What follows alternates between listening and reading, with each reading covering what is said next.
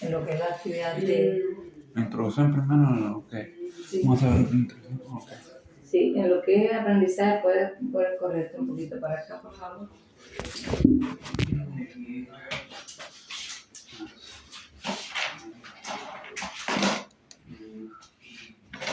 Vamos a poner aquí.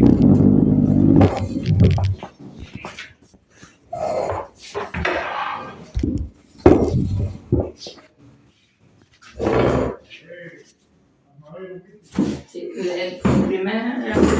la primera unidad de actividad que tenemos en base a lo que es el aprendizaje motor es la introducción al desarrollo humano. En este caso, el desarrollo humano, dentro de los temas sería el desarrollo humano, principales teorías del desarrollo, base biológica del desarrollo, tejidos nerviosos, en este caso entre las neuronas, y la anatomía del sistema nervioso central, ¿no? Entonces, ¿cuáles serían los objetivos a perseguir en cuanto a estas actividades? Bien, identificar el concepto del desarrollo humano, buscar el concepto del desarrollo humano, conocer las teorías y autores más relevantes relacionados con el desarrollo humano, también identificar las diferentes estructuras anatómicas que componen al sistema nervioso. También comprender cómo se realiza la transmisión del impulso nervioso. En este caso sería, por ejemplo, concepto del desarrollo humano. ¿Cuál sería el concepto? El concepto del desarrollo humano es que es un proceso de maduración en el cual se experimenta la persona en diferentes etapas y aspectos de la vida. Y tales como el biológico, el social y el cognitivo, etcétera, ¿no? También se determina por las siguientes características de cada uno de estos elementos que te estoy diciendo, como es el biológico, el social y el cognitivo, cuáles serían las características. En este caso tendríamos continuidad, que se acontece a lo largo de nuestra vida, y los cambios más importantes ocurren en la infancia. Por ejemplo, durante toda la vida que hay un proceso de desarrollo, pero todo se comienza a través de la infancia, ¿no? Ahora, ese es el caso de la continuidad, que se acontece a lo largo de todo el transcurso de la vida, pero comienza en las edades tempranas, en este caso sería en la niñez. Ahora, ¿cuál sería la acumulación de esto? La acumulación de este proceso sería en los aprendizajes previos a las experiencias vividas y que determinan nuestra respuesta ante los estímulos. ¿Cuáles son las respuestas ante los estímulos? Por ejemplo, te voy a tocar y tu estímulo es sentir que alguien te tocó. ¿Me entendiste? Ese en este caso sería la acumulación de estímulos. Cuando te toca sientes... ¿Qué me tocaste? Sí, sentir que alguien te tocó. Sí, ahí sería acumular diferentes estímulos, porque bueno, yo te puedo tocar y sentirlo, pero también puedo pescarte y sentirlo, también puedo empujarte y sentir. Son diferentes estímulos que vas a sentir y que vas a acumular. Ajá. Jalar y sentir. Sí. Entonces, en la parte de la direccionalidad, o sea, ¿a qué se dirige? Se dirige a la base del desarrollo de habilidades cada vez más profundas, o sea, cada vez más compleja, más difícil, más profunda, ¿no? Este es el caso de lo que es la dirección. En el caso de lo que es la diferenciación, es que implica que las percepciones de nuestro aprendizaje muestran pensamientos cada vez más específicos, ¿ves? Y la otra parte sería la organización. En base a la organización serían las nuevas habilidades que se van adquiriendo a medida que se va avanzando en el transcurso de la vida el individuo. Ya te lo dice la misma asignatura, aprendizaje motor. ¿Qué es lo que vas a aprender? En las interacciones, el desarrollo del resultado de la interacción de los aspectos cognitivos, sociales y físicos, de manera que dependen uno de los otros. Hay movimientos que dependen de uno para realizar con el otro. Ahora, existen numerosas corrientes que a lo largo de la historia se han estudiado en el desarrollo humano, proporcionando diferentes aportaciones a cada uno de las materias, ¿no? Y para facilitar la comprensión del texto o de cualquier unidad o tema que traiga sobre el desarrollo humano, la perspectiva sería la psicología evolutiva, cómo evoluciona la psicología en los aspectos considerados dentro de lo que es el aprendizaje motor. Entonces, la psicología evolutiva es la rama de la psicología que analiza y observa las diferenciaciones de las etapas del desarrollo de un ser humano. ¿Sí? ¿Cómo sería esto? A través de un proceso de maduración y de cambio que va obteniendo el individuo a medida que vaya saliendo su etapa de crecimiento y desarrollo cognitivo. ¿Sí? O sea, que la psicología evolutiva es la rama de la psicología que analiza y observa las diferentes etapas del desarrollo humano como un proceso de maduración y cambio donde en las diferentes etapas de la vida se vienen incluyendo aspectos biológicos, socioeconómicos y culturales del individuo, ¿no? Ahora, ¿cómo se ha explicado esto en base a las aportaciones de la psicología, ¿no? ¿Cómo? Bueno, pues son las únicas que existen y tienen corrientes o tendencias que también han analizado el desarrollo humano. En esta parte, entre ellas se puede destacar la teoría del aprendizaje, ¿ves? La teoría del aprendizaje, cuyo principal objetivo sería el objetivo fisiológico, donde, entre otros, la teoría sociocultural va a estar encaminada a desarrollar las diferentes o principales teorías que facilitan el componente en cuanto al concepto del desarrollo humano. Ahora, ¿cuáles serían las actividades propuestas en este caso? En este caso sería elaborar con tu propia definición, con tus propias palabras, la definición del desarrollo humano, o sea, el concepto del desarrollo humano, que en este caso sería el concepto del desarrollo humano, en este caso sería que experimente. ¿Qué es la maduración? Es el proceso de maduración de la persona en las diferentes etapas de la vida. Sí. ¿Cuál sería el desarrollo humano? ¿Cuál es el concepto? El concepto del desarrollo humano es el proceso de maduración que experimenta la persona en diferentes etapas y aspectos de la vida, tales como el biológico, el social y el cognitivo. Ese sería, con un poquito más de amplitud, el concepto de desarrollo humano. Entonces, ¿cuál sería la tarea aquí? Elaborar con tus propias palabras el concepto y definición del desarrollo humano. De todas formas, te lo voy a hacer en archivo y te lo voy a enviar por WhatsApp. Me tienes que dar el número para que lo tengas y lo estudies y te lo aprendas bien. Okay. Y ese archivo, digo, el concepto del ser humano, ¿cómo lo quiere? ¿En computadora? ¿Escrito a mano? Me lo puedes traer aquí escrito a mano, no hay ningún problema. ¿Y cuánto va a querer? ¿Una cuartilla? Una cuartilla o... Algo pequeño. Haz un extracto, es pequeño, es cortico. Okay. Es cortico, ¿no? Entonces, en base a lo que es el desarrollo humano, también existen las teorías del desarrollo humano. Okay. En este caso, para conocer la teoría del desarrollo humano, debes de conocer, por ejemplo, si un niño que se ha desarrollado adecuadamente, cómo debe compararlo en las diferentes teorías del desarrollo humano, cómo se determina cada etapa y cuál sería el proceso real que experimenta cada niño. Recuerda que el niño pues nace, crece y se desarrolla. Entonces, cuando nacen, ellos nacen ya con sus definiciones, porque los hábitos se crean a través del transcurso de la vida. A medida que se vaya desarrollando, se van creando hábitos. Como ellos siempre van a estar acostaditos, ¿cuáles serían movimientos de bebé? Movimientos de los bracitos, movimientos espontáneos de las piernas, incluso lo hacen con movimientos descoordinados, porque están acostaditos boca arriba y empiezan a mover su bracito y empiezan a mover sus piernas, tratando de tener movimiento a medida que van pasando los días. Ellos, los primeros días pues estarían un poco tranquilos, pues acaban de salir de la bolsa de su...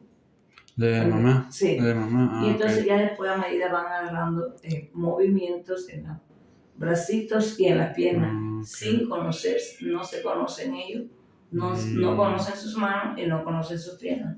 ¿Sí? O sea, para conocer si un niño se ha desarrollado adecuadamente, se debe comparar en las diferentes teorías del desarrollo humano, determinando cada etapa el desarrollo real que experimentan ellos como tal. Ahora, ¿cuáles serían las teorías biológicas en este aspecto?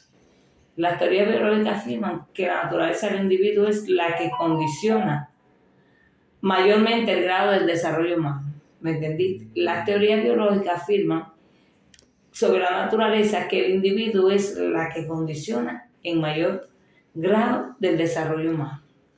Hay dos tipos de teorías, que es la biológica y la de la maduración y ecológica. Ahora, la teoría de la biológica afirman que la naturaleza en el individuo es la que acondiciona en mayor parte el desarrollo humano. Ahora, hay diferentes teorías, que en este caso sería la teoría de la maduración definida, que es la elevada en los postulados, en el proceso madurativo y en el ser humano, que es decir, el desarrollo humano. Ahora, la teoría en cuanto a la maduración sería: esta teoría explica que todos los individuos pasan de las mismas etapas a un desarrollo y del mismo orden y en el mismo orden, pero cada uno en su propio ritmo, ya que está determinado generalmente cómo se va a desenvolver el cuerpo y el desarrollo humano. Ahora, es muy importante proporcionar un ambiente óptimo en el niño. ¿Cuál sería el ambiente óptimo en el niño? Que desarrolle su propio potencial, pero que el proceso madurativo se desarrolla espontáneo. Por ejemplo, el individuo aprenderá a controlarlos de forma espontánea. Por ejemplo, el individuo aprenderá a controlar de forma espontánea cómo caminar cuando su sistema nervioso central esté lo suficientemente madura para ello. O sea, a veces tenemos bebés y los paramos sobre la pierna y queremos que dé pasito. No es correcto. ¿Por qué? Porque tenemos que esperar que el bebé tenga la maduración de lo que es los huesitos de su cuerpo y vaya encaminado al desarrollo humano. ¿Cómo? Si el bebé no está en condiciones para que lo pongas a caminar, no debes. Razones: le deforman las articulaciones, en este caso de las piernas. Si pones a caminar a un bebé antes de tiempo y no tiene formado como tal, pues le puede haber deformaciones en las piernas. ¿Sí? Ahora, la teoría te explica que todos los individuos pasan por las mismas etapas de desarrollo y en el mismo orden, pero cada uno en su propio ritmo, ya que este se determina genéticamente. Ahora, es importante proporcionar un ambiente óptimo en el niño, para que así se desarrolle su propio potencial. Pero el proceso madurativo se producirá de forma espontánea. Por ejemplo, el individuo aprenderá a controlar sus movimientos o caminar cuando su sistema nervioso esté lo suficientemente maduro para empezar. Por ejemplo, no debes de ponerlo a caminar antes de que su sistema nervioso no esté suficientemente maduro para empezar a hacer ese tipo de actividad. Ahora, la otra parte sería la teoría ecológica, que sería: en esta teoría se extrapolan las conductas de los animales, por ejemplo, a los humanos, que puede afirmar que se relaciona y se establece entre el niño y sus padres, cultivándolo, por ejemplo, o cuidadosamente durante los primeros meses de vida, se van a determinar cómo va a ser su desarrollo. ¿Sí? Ahora, las teorías conductistas. Estas teorías son conductistas y hacen hincapié en la importancia que las conductas tienen para un aprendizaje. Por lo tanto, para el desarrollo. Entre estas teorías se destacan la del condicionamiento clásico y la teoría del condicionamiento operante. Son dos cosas diferentes. En este caso, el condicionamiento clásico sería uno de los representantes más importantes. En el acondicionamiento clásico sería realizar la asociación de estímulos. Por ejemplo, aquí está, ¿ves?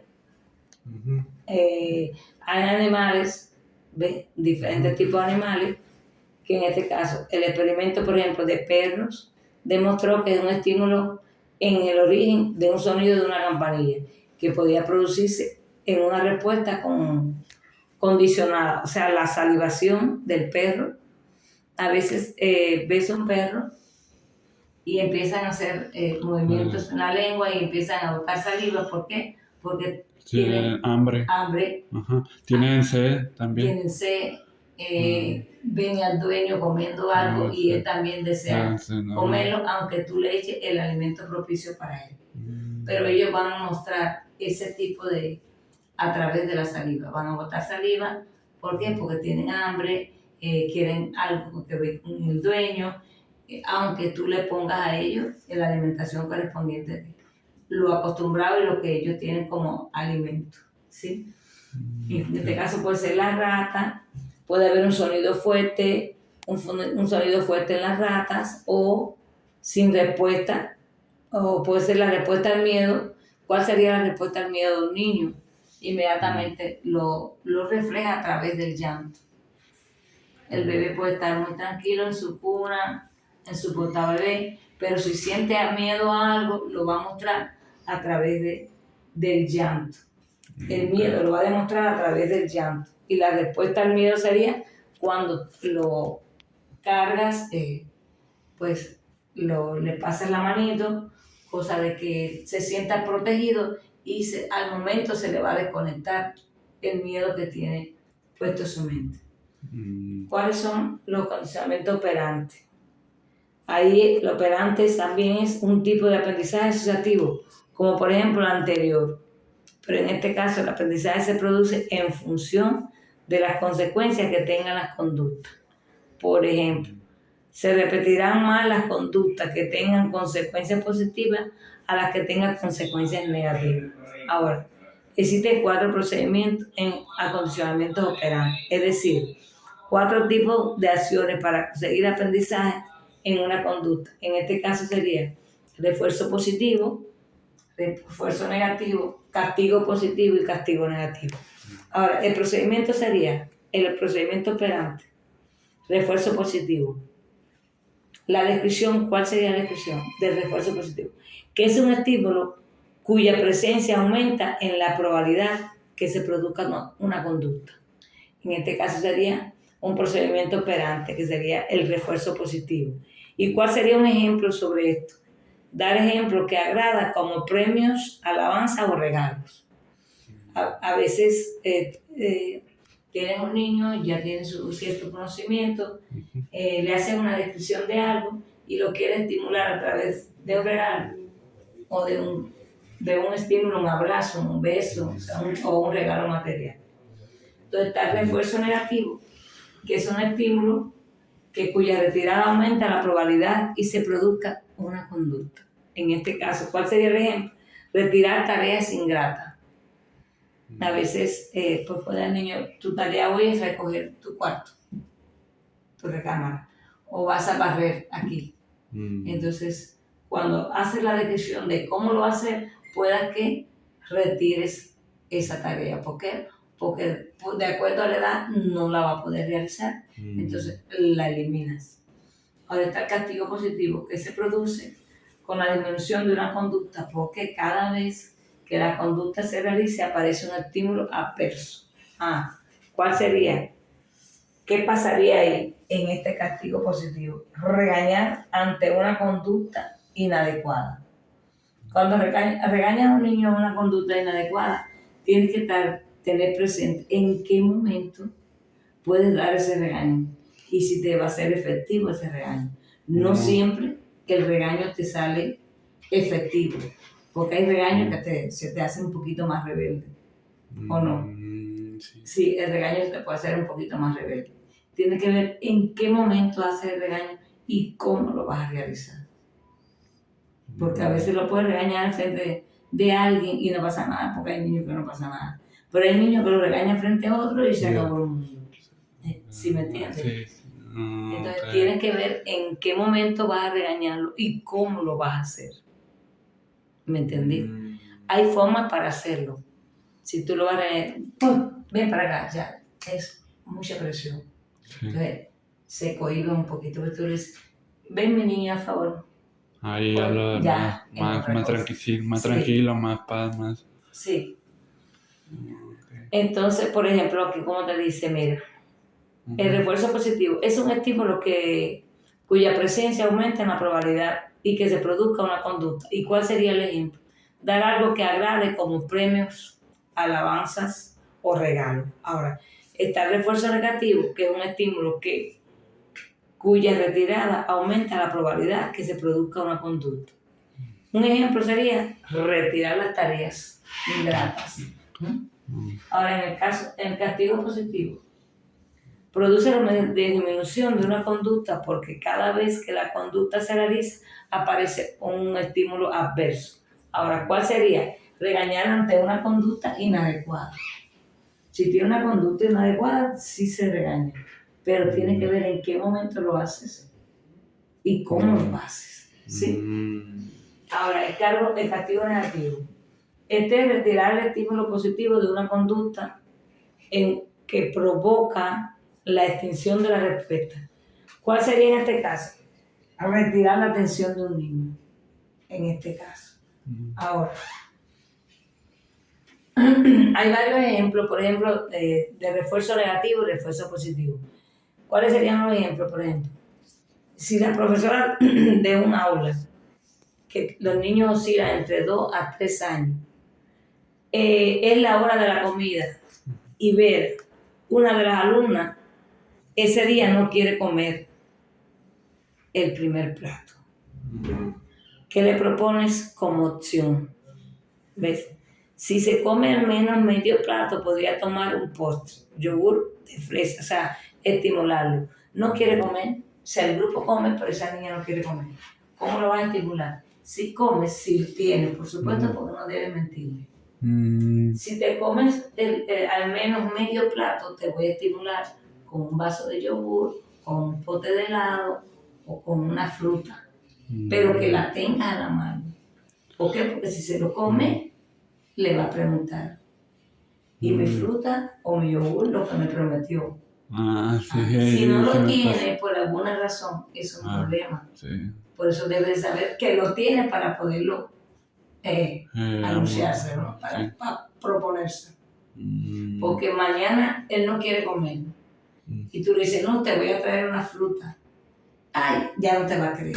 Sí, porque ya están mintiendo la persona. Sí, ya me ha pasado eso. Por verlo, ¿no? También verlo y escucharlo y todo. Sí.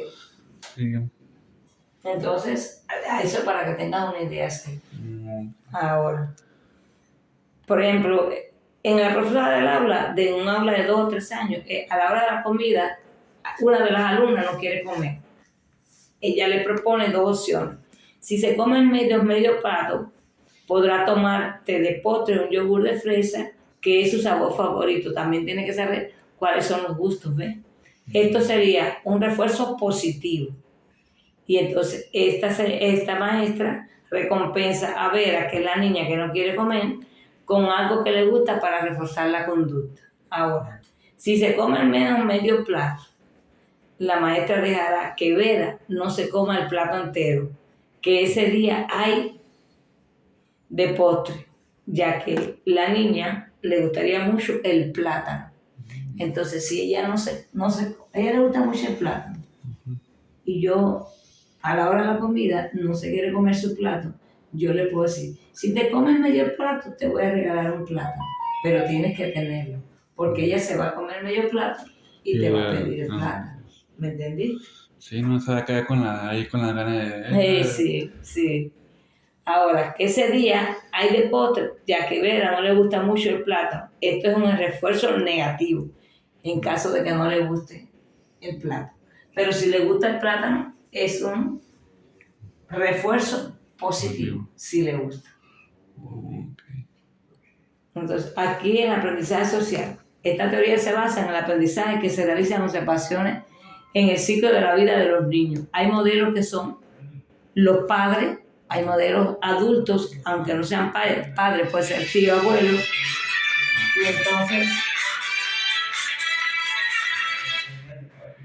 y entonces puede pasar eso, ¿me entienden?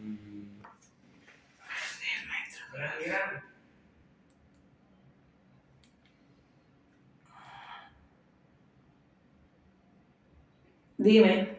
¿Qué tal, maestra? Muy buenos días. Muy buenos días. ¿Cómo están? Muy bien, muy bien. Ahí ando trabajando, corazón. Sí, estoy dando clase a aprendizaje motor. Ah, ¿estás ocupada? ¿Estás dando clase? Sí, sí. Ah, le marco más tarde. Ok, está bien. Usted me avisa. Dale. Ande, pues, saludos. Gracias. Igual. El profesor Durazo. Esta teoría se basa en el aprendizaje que se realiza por observaciones. Por ejemplo, en el caso de los niños hay un modelo, que son los padres, los adultos y otros niños. O sea, el mismo padre te puede servir de modelo, o puede servirte otro adulto, o puede servirte otro niño.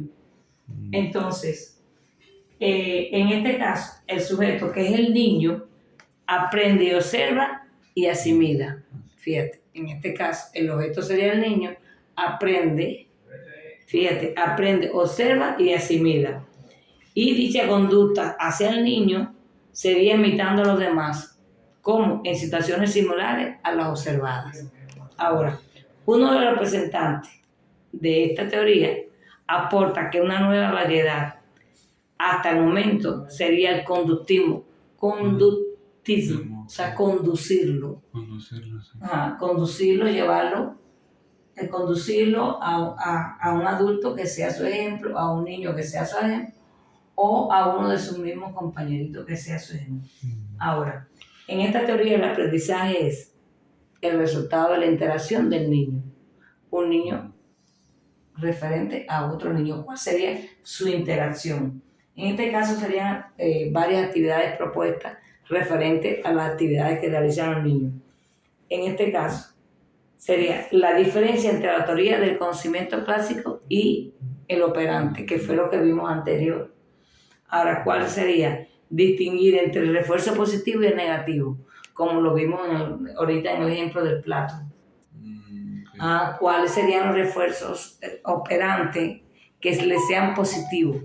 Cuando no quiere algo y tú lo quieres estimular con algo que le gusta, ahí el refuerzo sería positivo.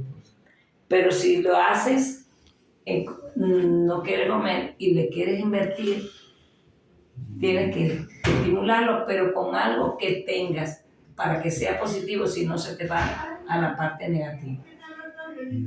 Explicar la diferencia entre castigo positivo y negativo, por ejemplo, en cada uno de ellos. Ahora, diseña y monta un video en el principio de lo que es el condicionamiento clásico. Debatir en el grupo los aspectos positivos y negativos de una educación teórica basada en los refuerzos positivos y negativos de cada niño en el transcurso de la vida. En pequeños grupos se elabora un cartel explicando los distintos tipos de refuerzo. Está refuerzo negativo y refuerzo positivo. Poner cuáles serían positivos para un niño y cuáles serían negativos. ¿De acuerdo? Ahora, ¿cuáles serían las tareas cognitivas de un niño? Las teorías cognitivas se interesan por explicar las conductas a través de los procesos mentales que se estudian como el pensamiento, el conocimiento, y como procesos afectan la percepción que tenemos las cosas, configurando a la personalidad de él y la conducta del individuo. Su principal sería el psicólogo en este aspecto. ¿Cuáles serían las actividades de la teoría del desarrollo? Bien, ahí en este caso sería el modelo de desarrollo cognitivo, que es la idea de que el niño posee una herencia biológica compuesta por una serie de esquemas que ésta hereda en herencia sería la que determine un aprendizaje de inteligencia a través de la acción de la experiencia dinámica. Ahora, esta teoría de experiencias dinámicas argumenta al ser humano por dos partes en funcionamiento, que serían dos funciones, la organización y la adaptación. Lo primero que es organizar con él y cómo ve la posibilidad de que él tenga una buena adaptación al lugar. Es como cuando a veces tienes un bebé y lo quieres llevar a un kinder, pero no es llevarlo al kinder a las 7 de la mañana y recogerlo a las 3 de la tarde. No es así. Debe de haber una adaptación primero. ¿Por qué? Porque lo estás cambiando del modo de vida que él tenía. Él tenía mamá, papá o abuelitos, pero no lo puedes desprender y meterlo a un kinder de 7 de la mañana a 3 de la tarde. No.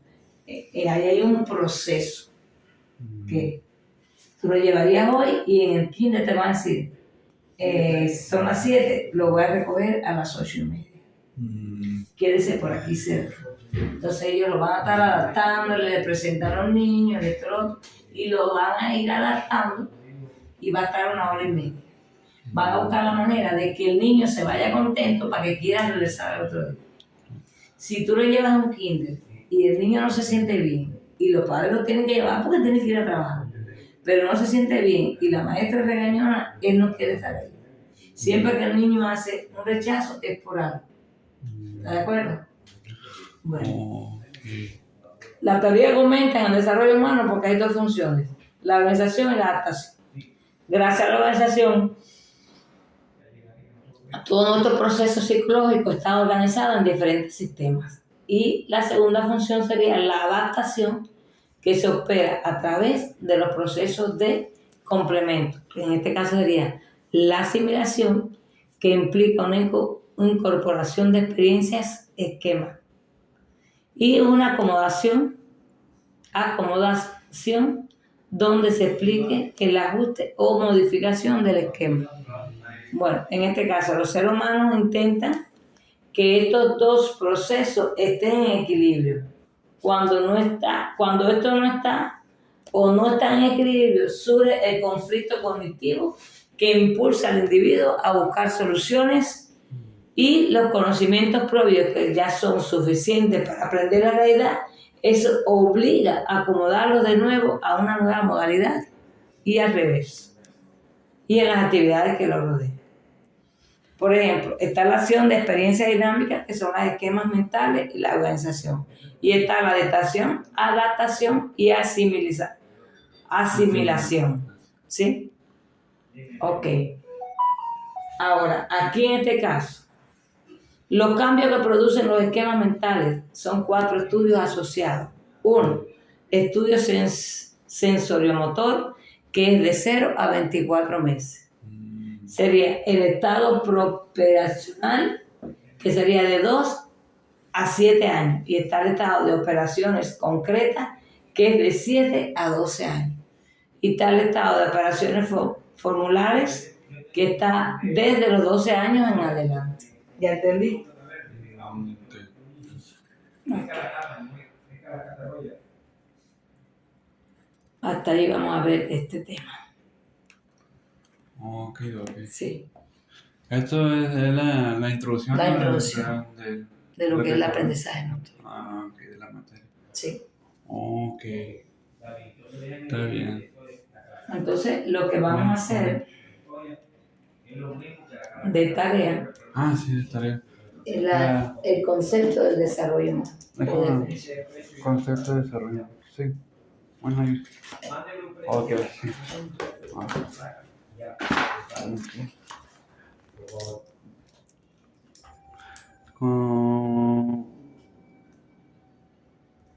Concepto del desarrollo humano.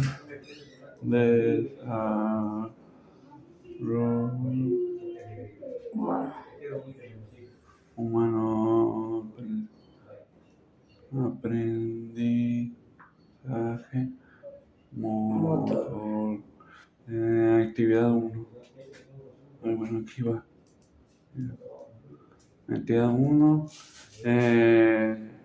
¿Cómo me dijo? En lo que sea. El desarrollo humano. Ajá, pero ¿cómo lo quiere? En lo que, en la, Él lo puede hacer por escrito aquí. ajá, en la... Sí. Escrito a mano. ¿Y eso dónde viene? Ese es en el programa de clase. Ah, ok, está... Sí, una actividad, esta es la 1. Ajá, pero... ¿Esa me la vas a mandar o...? Sí, te voy a mandar, sí, ¿ves? Ajá. Lo voy a hacer un archivo y te lo voy a mandar. Ah, ok, pues ahí Dame, está. tengo que tener tu número. Ajá. ¿Me tiene o le mando un mensaje? Creo que no sé. Déjame le mando un mensaje entonces. Manda un mensaje al WhatsApp.